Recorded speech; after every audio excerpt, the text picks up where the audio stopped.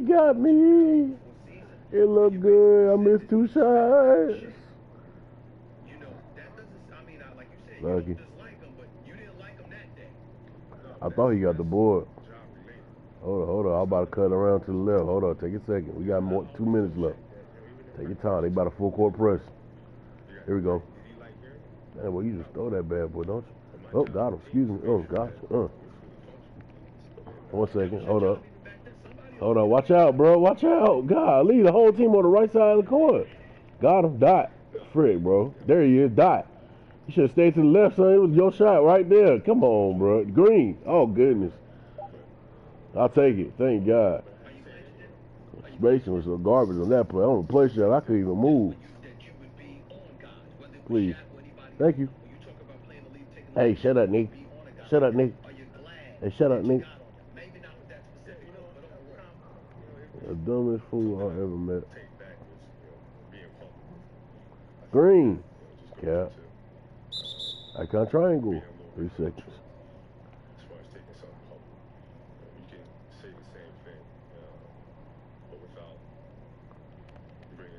He off. Ooh, he got one.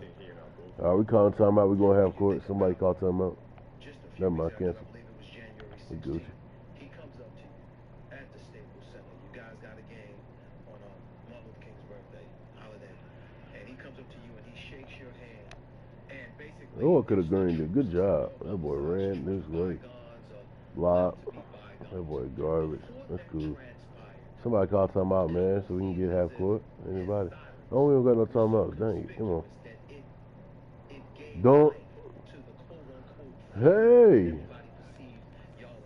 Oh, they coming back. They're making a comeback. Green. Uh-oh. All right, let me get that joint. I ain't playing around no more. Give me here. Take it slow. Show you how I point guard. I appreciate you.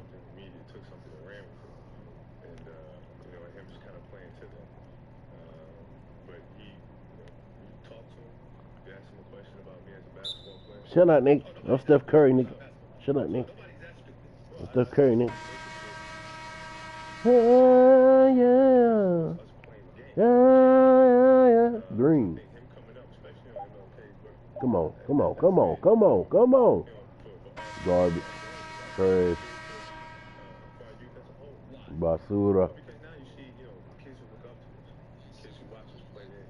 Hey, bro. I hope you find a cemetery and make sure you dig up the grave. Dig it all up. Get all the study books you can find. Once you go find Einstein's grave, like dig out his brain and put it right in yours. You hear me? You need it, boy. Matter of fact, I want you to go get some bifocals and put them joints in your eyes. You need contacts.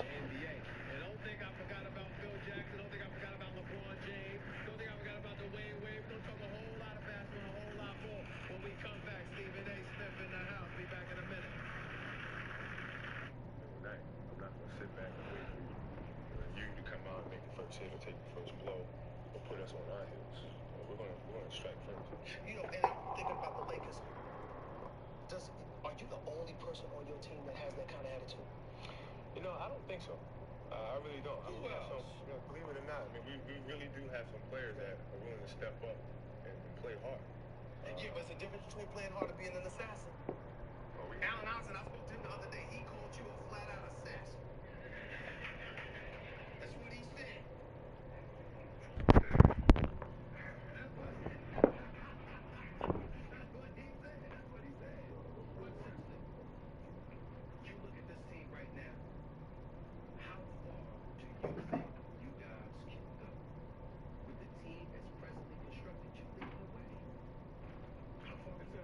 It's a tough thing to judge. The system that we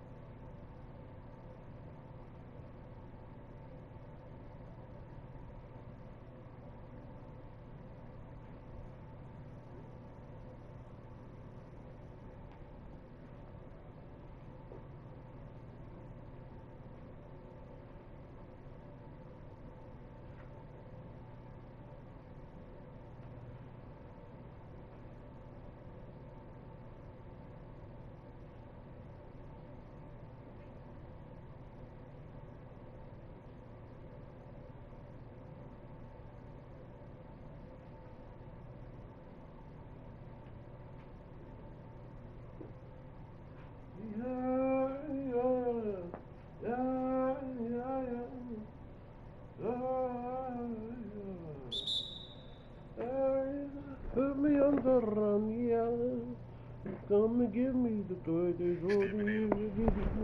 Lord. This garbage. Everything's predicated on reads. And collectively, as a whole, we have to be able to read defense. And then each and every player out there has to make the adjustments of being on the same page. It's pretty easy to think about, but it's difficult to get. Especially when there's only one Kobe Bryant on the squad. Even though I love your team, but still in all. Stephen A. Smith, quite frankly, I'm in the house with the one and only Kobe Bryant. When we come back, we'll be talking more about the Lakers, more about Kobe, and Lord knows what else will come up. We'll be back in a minute. Coming up next on Quite Frankly, I have the NBA scoring leader, Kobe Bryant, in the house. And you know he's going to have a lot on his mind. You don't want to miss it.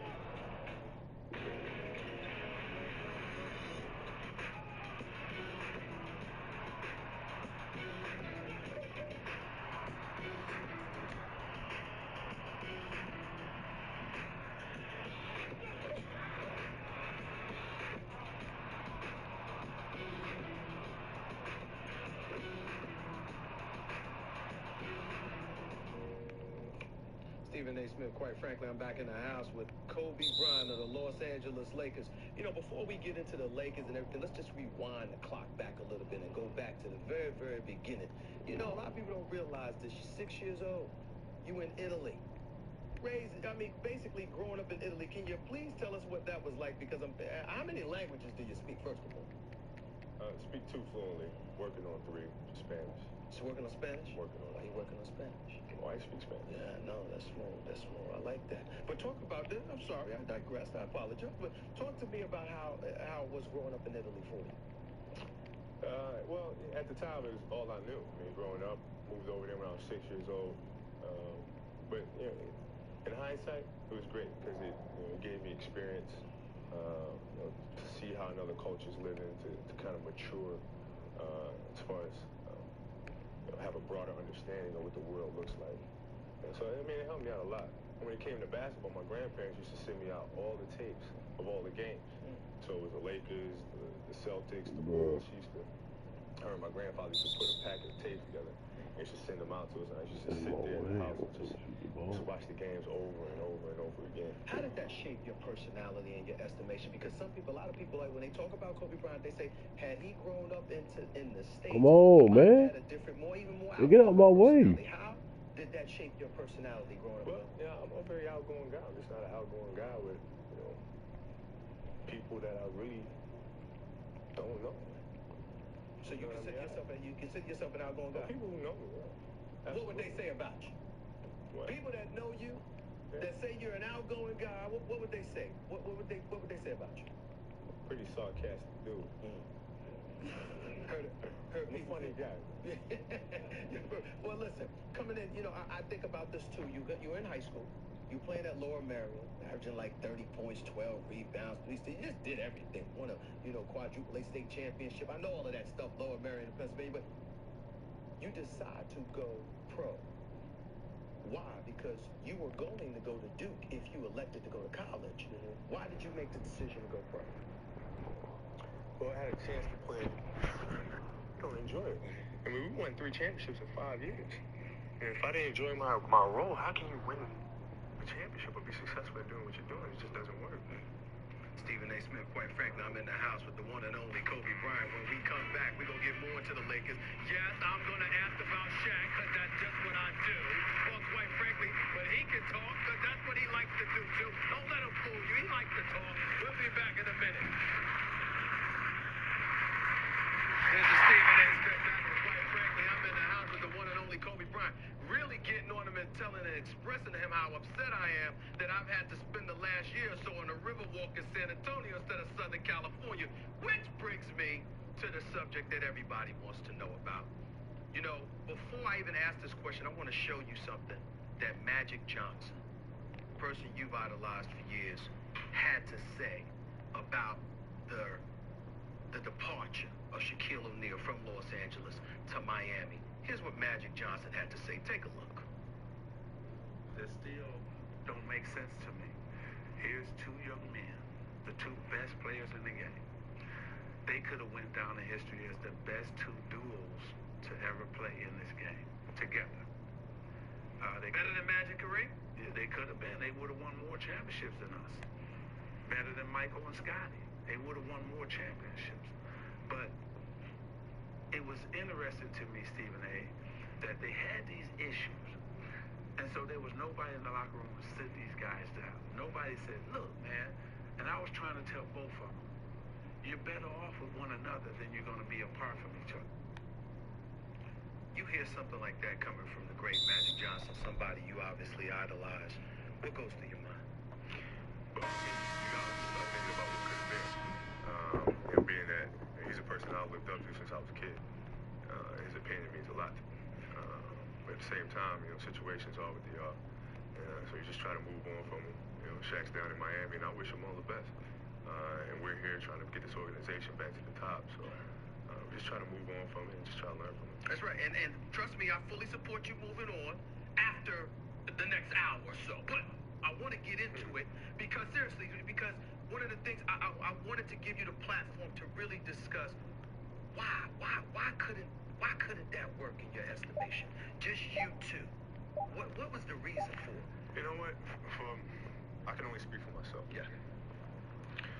And personally, playing with him was easy. I had no problem playing with him whatsoever. I think what a lot of people misconstrue or don't understand is that when I was a free agent, when I was becoming a free agent, I started looking at other teams and where I could go, what challenge I might want to accept. And as that process was taking place, they informed me that they're trading Shaquille O'Neal. So now, obviously, if they're trading Shaquille O'Neal, they're obviously not going to do a sign and trade with me to go anywhere. So that's how that whole situation went down. I wasn't in touch with him while he was going through his deal with the Lakers. I didn't know what was going on. I just distanced myself from the situation. And, you know, like I said, he ended up in South Beach. Was Chicago one of those teams? I was looking at houses in Chicago. You were planning on going to Chicago during your free agency just a couple of years ago before you signed that 7-year extension. You were going to go to Chicago and basically you're going into Michael Jordan's house and you were going to be Kobe Bryant. Well, I mean, Chicago and the Clippers.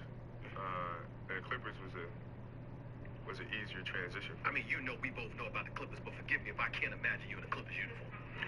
Well, at the time, looking back now, you probably can, but you know, it was very serious, man. And you know, I liked what they had to say.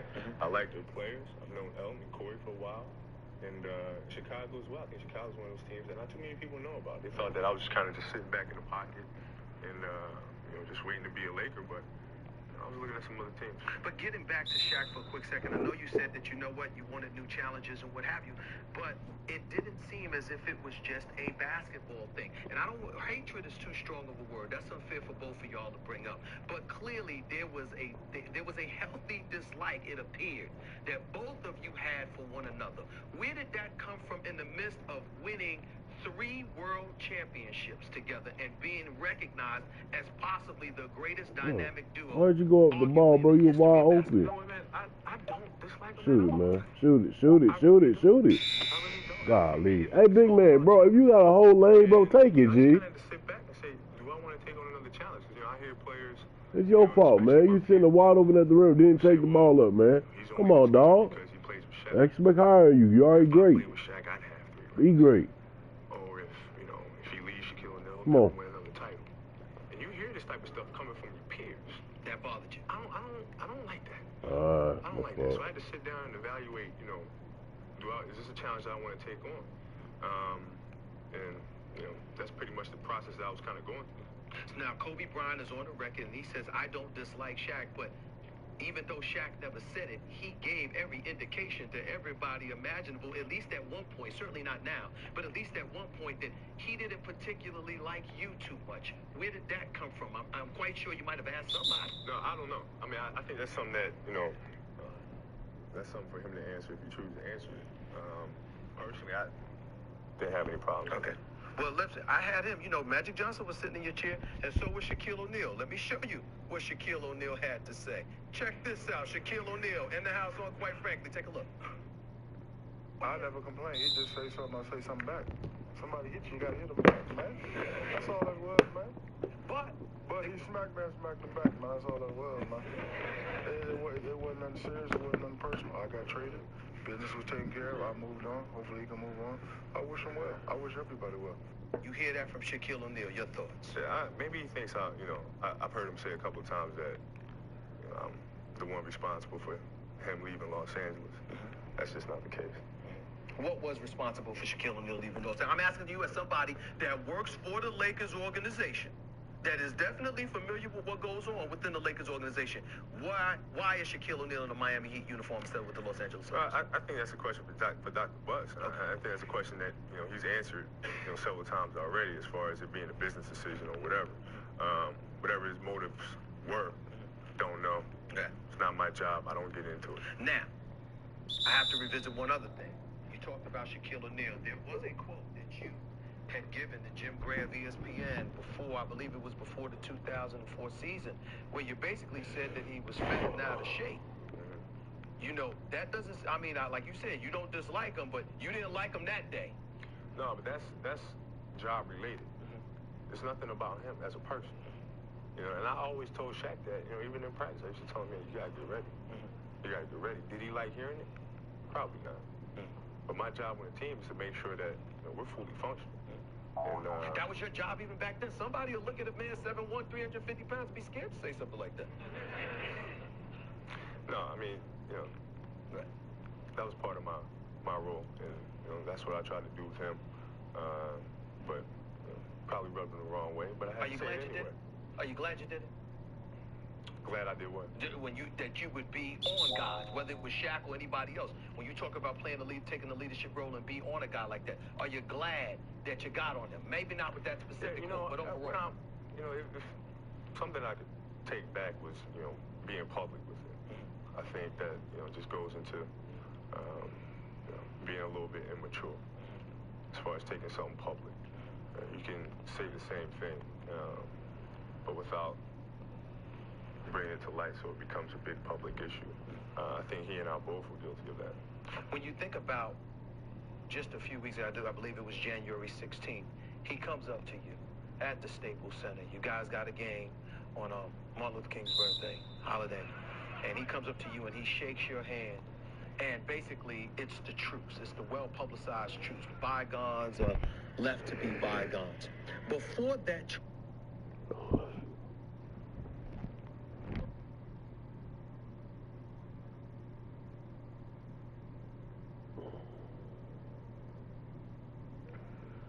transpired, it almost seems as if his silence was so conspicuous that it gave life to the quote-unquote feud that everybody perceived y'all as having. Did you look at it that way?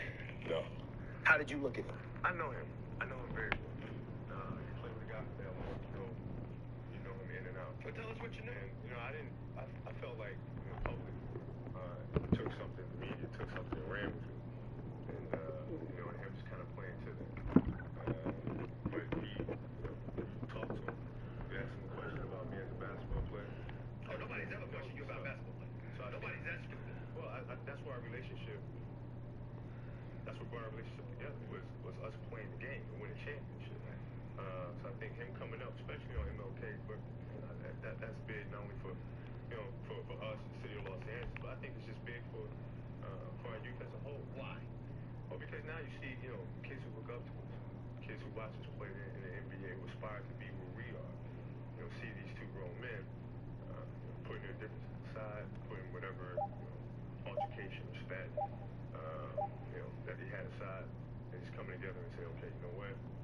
It is what it is. Let's move on. I'm happy for you. We're happy for me.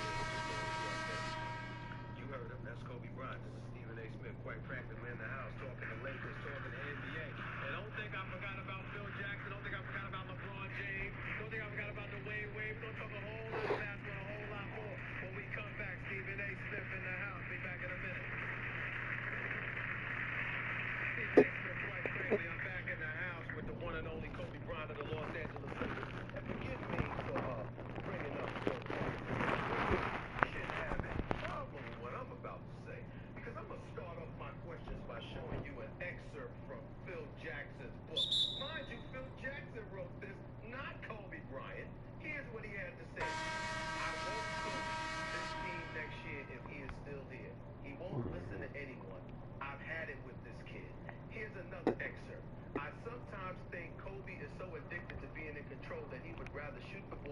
guarded or even double teamed, then dish it to an open teammate. He is saying to himself, how can I trust anybody else? Here's my question to you, Kobe.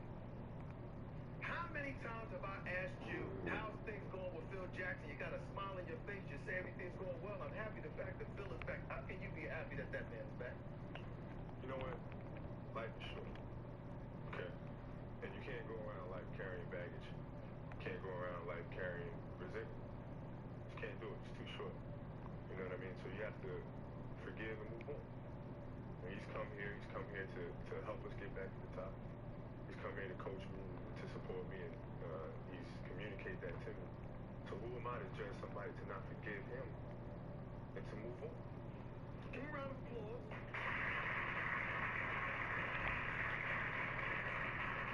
And the reason I say that, and the reason I say you deserve a round of applause, because that would have been hard for me to have that kind of attitude. I would have forgave him eventually. Not as quick as you did. Because I'm thinking, here's my problem. Phil Jackson is an exceptional coach, one of the greatest ever. There is no debating that. But not only did he break a code, in my estimation, of keeping things in-house, but he's the one that promotes that code, that pushes for you guys to have those kinds of standards. So basically, he violated standards in my mind that he was advocating. Considering that, would the Kobe Bryant from years ago would you have been so easily, would you have easily forgiven this man the way that you do now? I don't know. I think that, now, you go through life's trials and tribulations to learn, man, to become a better person. And the point of life that I'm at now is to not sit back and pass judgment on people and hold them against them. You know what I mean? So you are who you are. And I'm going to respect that. When did you reach that point? Because some would say Kobe wasn't always that way. Yeah, I don't know, man. I can't sit there and say it's a particular day or a month or whatever. I mean, but it just takes time. Now, we all know what you had to go through with Colorado. We ain't gonna even address that stuff. It's the past and what have you. But what did you learn from that whole experience? Just having to go through what you Boy, you gotta make more shots, boy. God is great. Is it that simple? God is great. Don't get no simpler than that, bro. Did you know that? I mean, everybody knows it, but the way you know it now, did you know it before that incident took place? You can know it all you want, but until you got to pick up that cross that you can't carry, and he picks it up and you carry it, then you know. What you had to go through that pushes for you guys to have those kinds of standards. So basically, he violated standards in my mind that he was advocating. Considering that, would the Kobe Bryant from years ago would you have been so easily, would you have easily forgiven this the way that you do? I don't know. I think that now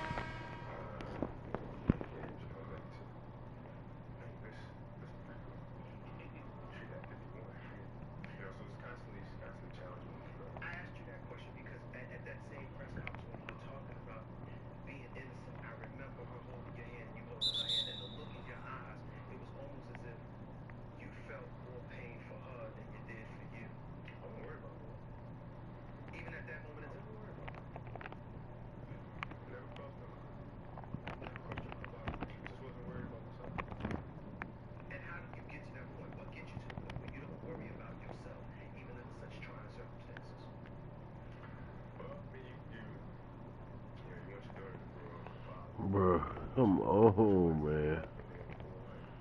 I'm thinking, oh, man, on to.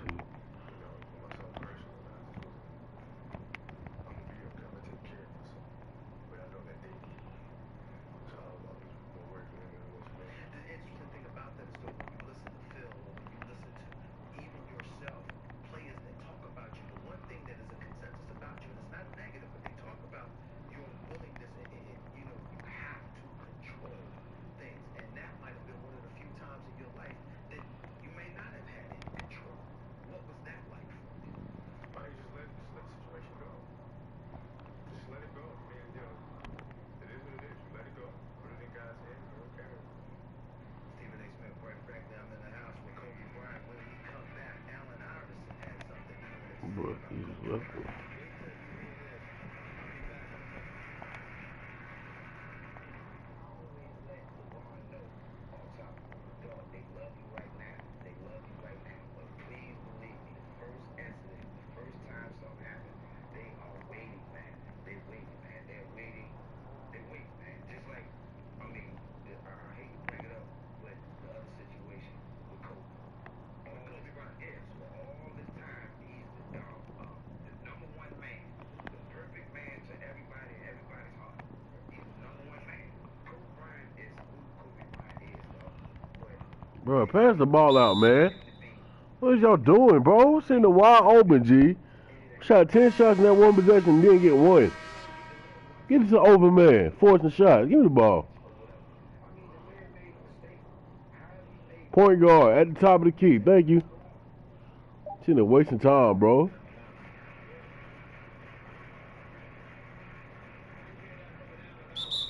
what does it mean to you right now that whether it's Allen Iverson or LeBron James with this quote from ESPN and magazine, some of the things that they said, all this love that all of these players are showing you, the way they once looked up to MJ, they're looking at you like that now.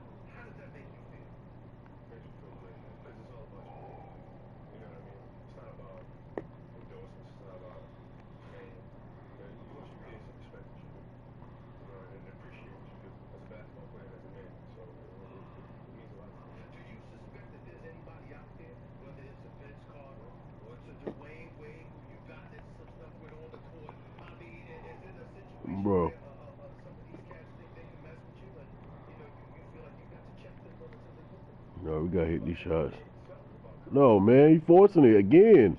Somebody wide open on the point guard. I'm wide open. Stop forcing it, yo. Please. Wide open. Icon X. Forcing shots, G. Don't do that. Shot coming, man. That's what you do. You take people's will. Just tell the truth. That's what you do, Kobe. Playing the game. You have to play basketball. That's what you have to do. That's what you try to do. But you know, there's some players out there, particularly some of these young players, who it's a tough competition. Some people sit there and say, y'all keep talking about Kobe being the greatest player in the game today. Y'all don't realize that Kobe trying to be arguably the greatest ever. Your response. I didn't even shoot the ball. Get the rebound, bro. I didn't even try to shoot that joint. That's crazy. No threes, man. They going for the 3 ball. Give me that.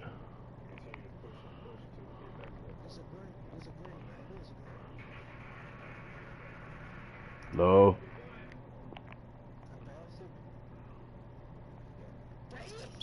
Bro, pump fake. Come on, bro. Golly.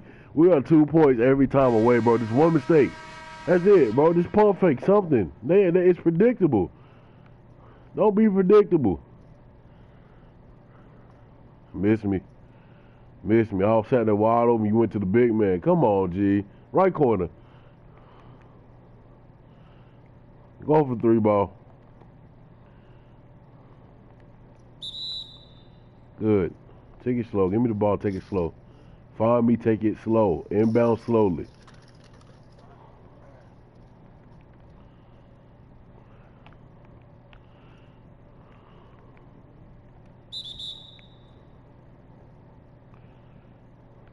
All right, let me have it again. Take it slow. We don't gotta shoot.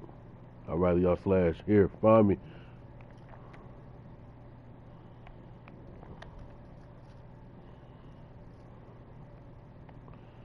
Freaking AI, that's cool. Rebound. Left corner, left corner, left corner. Good. Good. Take it slow again. Take it slow.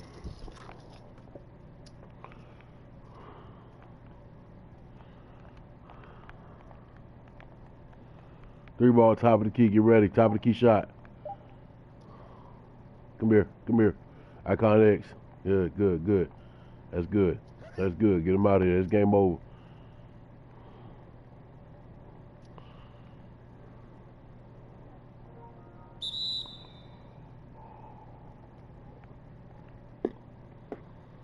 Intentional foul.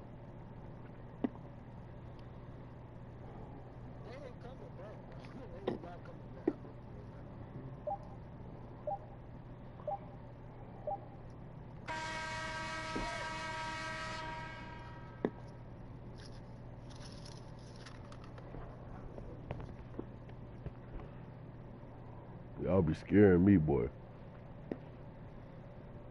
I know y'all be scaring me.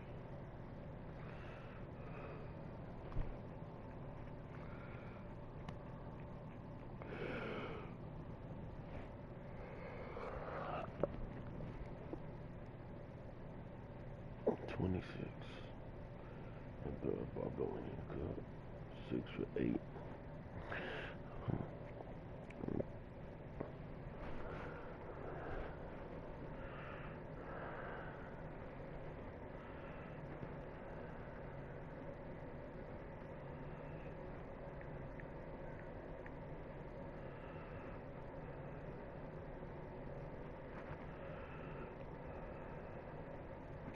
Smith makes a living calling out underperforming players.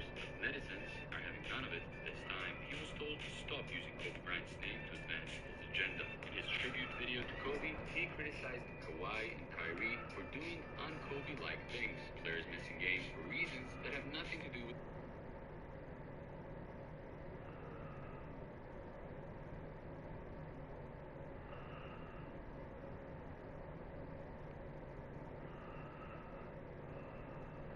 injury. That was not My food better not be cold, bro.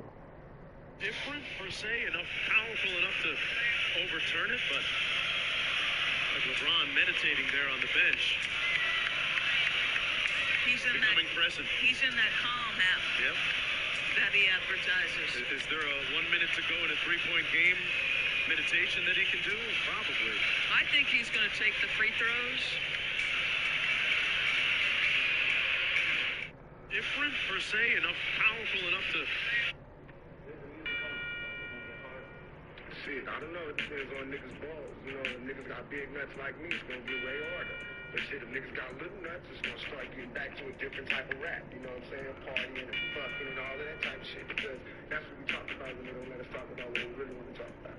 So it depends. You can listen to the radio and listen to what niggas be talking about. And if they start talking that crazy shit, then it ain't cool. If niggas still talking that thug shit, you know, that hardcore shit, it's all good. It ain't gonna be like that. Nothing's wrong with that, but there's something wrong with it if you think that's hardcore. You know what I'm saying? So I'm with it. Where's the music on? Shit, I don't know. It depends on niggas' balls. You know, if niggas got big nuts like me, it's gonna get way harder. But shit, if niggas got little nuts, it's gonna start getting back to a different type of rap. You know what I'm saying? Partying and fucking and all of that type of shit. Because that's what we talk about when they don't let us talk about what we really want to talk about. So it depends. You can listen to the radio.